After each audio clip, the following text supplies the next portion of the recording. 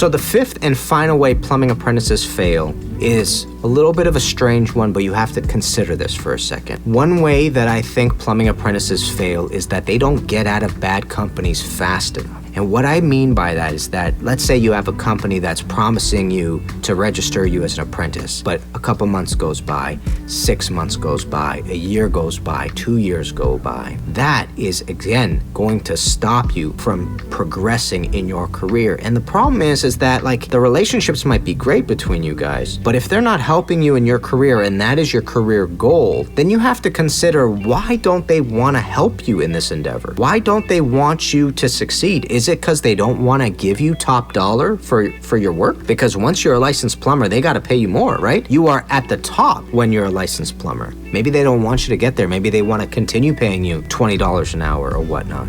So that's something to keep in mind, and that's something to consider. If they are not serving your needs, you have to politely approach them and say, listen, here's my plan.